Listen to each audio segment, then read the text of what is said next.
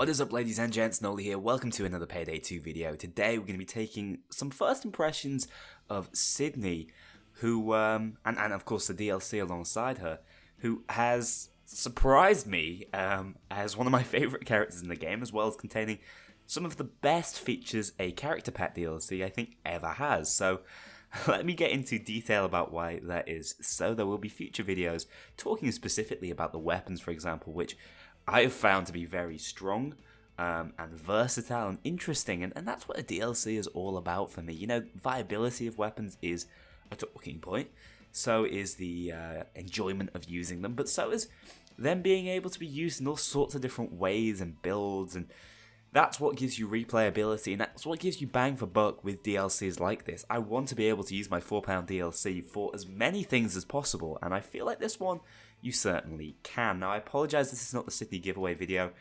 I am still waiting on codes for that. Originally, I'd intended to do that yesterday. I apologise if we can't do that particular giveaway. There will be a giveaway, though, because I can't promise one and it not come. Just give me a couple more days to clear that one out. Anyway, let's first of all talk about the features that make the Sydney DLC pack one of my favourites. Obviously, I do tend to prefer the heist DLCs, but the character packs can have some really cool features that make them worthwhile, and Sydney is one I believe that does. So, starting things off with the brand new weapon. It's very versatile. It can be used in all sorts of different builds. It can be used in concealment builds, non-concealment builds, heavily armoured builds. It can be used in a sort of, you know, either tech forcer or fugitive build. It can be used anywhere, and that's really unique for an assault rifle, especially an assault rifle that almost feels like a light machine gun.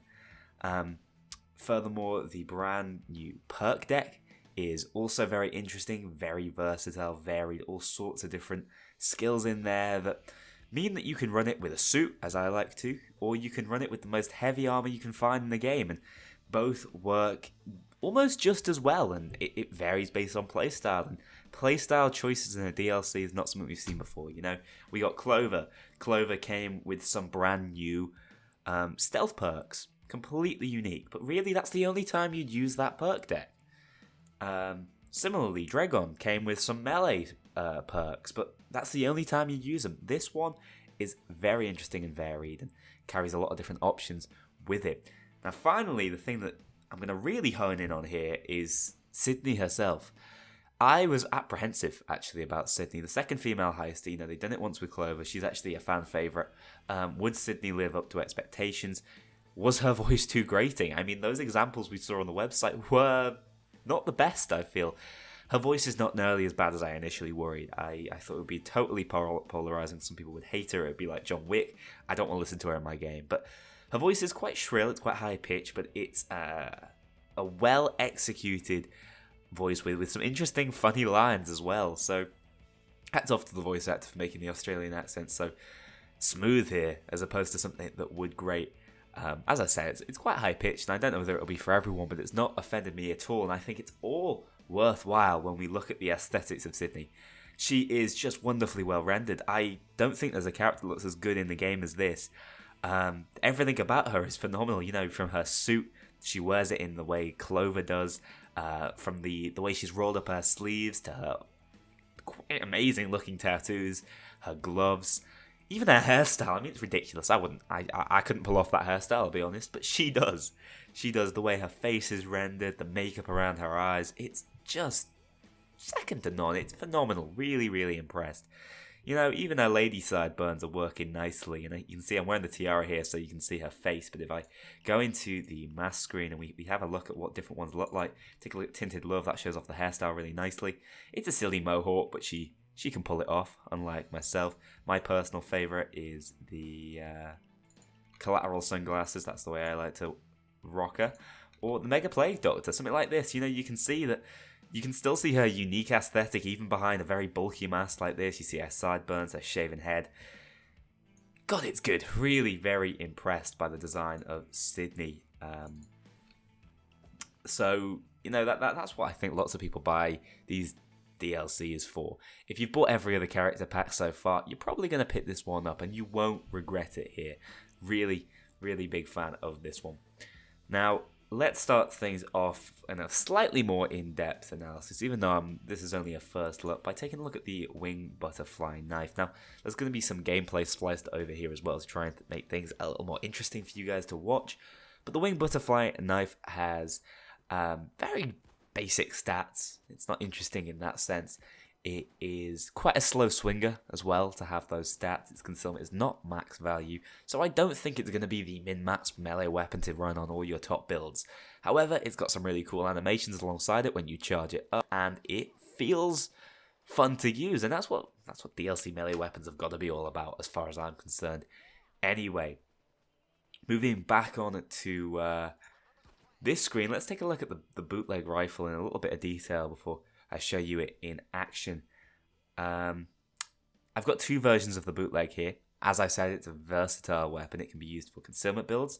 This one I basically just dropped on all the concealment attachments minus the concealment booster. You can get it to 26 concealment, which is really good for an assault rifle.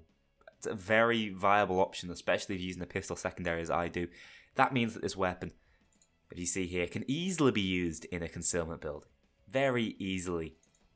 Bootleg rifle, when customized for damage though, is a different beast altogether. You can raise its damage to above 40 to hit that threshold. Relatively good accuracy considering it is that sort of fast rate of fire, large mag AR. Great stability, even not bad concealment at this point. Look at that mag size as well. And this thing regenerates ammo. Its ammo pickup is phenomenal. You're never going to run out of ammo on it. You don't need to be an ammo tanky build. You have so many options. You know, you can go that way if you want to. You can run it like that. And you could never ever have to think about ammo. And you can use like a spray and pray style tactic. Or you can be more of a marksman. Go for a mastermind style build like I have. It's great. Really like it. The aesthetics of the weapon as well. Worth taking a look at here.